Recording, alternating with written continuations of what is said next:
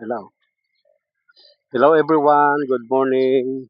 May ibabahagi ko ngayon ay ang ah, foundation o pundasyon pagdating sa law of attraction. Una, yung pakikinggan na yung pundasyon na ibabahagi ko ay ang who do you listen to o kanino ka makikinig. Kanino nga ba tayo makikinig pagdating sa law of attraction? No?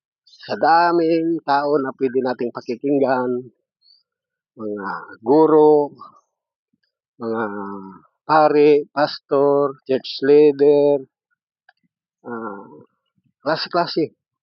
Mga parents natin, kapatid natin, mga lahat-lahat ng pwedeng makapagbigay ng ah, teaching pagdating sa law of attraction. No? Pwedeng sa books, pwedeng sa social media, sa TV, sa radyo, sa kahit ano pa na mga ah,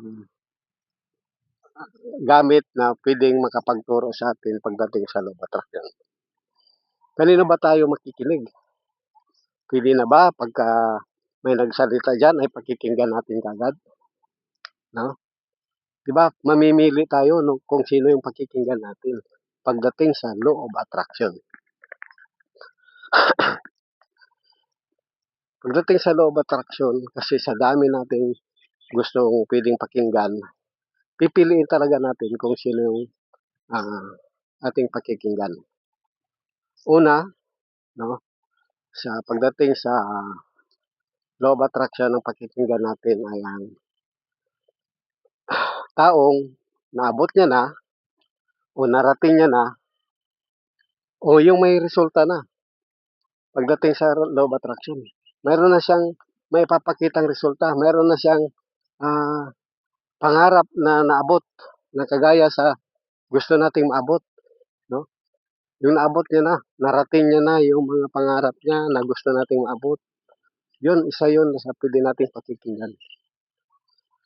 Yung mga taong nakamit niya na, yung pangarap niya, yung yung mga minimithi niya. Pag naabot niya na, ibig sabihin, pwede natin siyang pakikinggan. Kasi narating niya na, o naabot niya na, yung tinatawag na pangarap niya.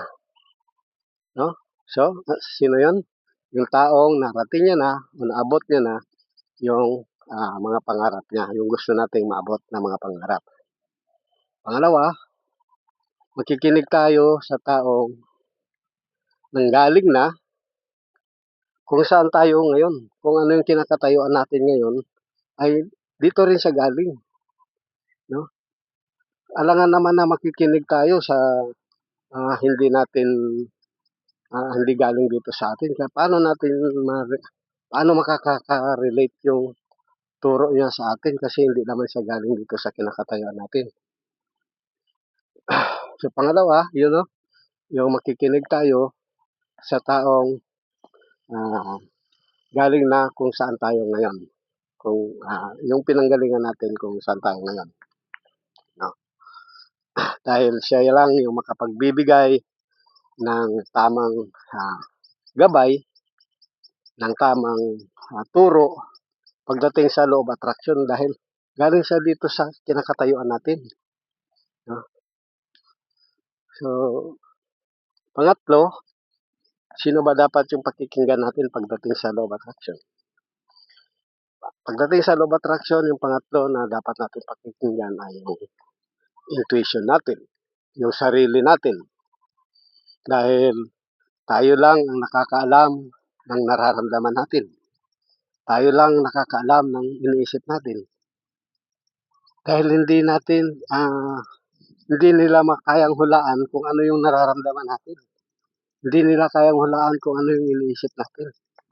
So tayo lang ang nakakaalam kung ito ba ay nararapat para sa atin, ito ba ay umaayon para sa atin, o ito ba ay uobra ba para sa atin. Kasi tayo lang nakakaramdam nun. Tayo lang nakakaalam din nun.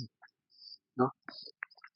So So yun yung mga taong pakikinggan natin, yung mga taong yung sarili natin, dahil yung sarili natin ang makakapagbigay ng tama ba ito o mali. Tayo yung makakapagdesisyon.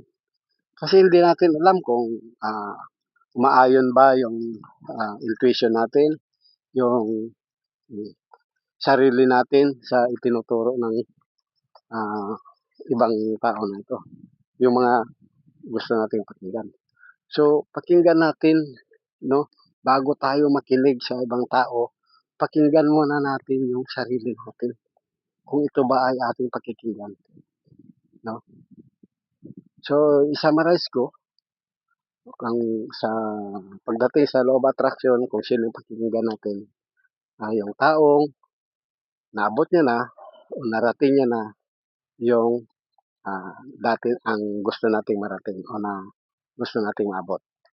Pangalawa, makikinig tayo sa taong nanggaling na kung saan tayo ngayon. At pangatlo, makikinig tayo sa intuition natin, sa sarili natin. Dahil tayo lang ang nakakaalam at nakakaramdam ng mga ng sarili natin. Tayo nakakaalam ng iniisip natin. So, yun lang pagdating sa law of attraction. Kanino ba tayo makikinig? No? So, yun lang po. Maraming salamat. Magandang umaga. Thank you, and thank you.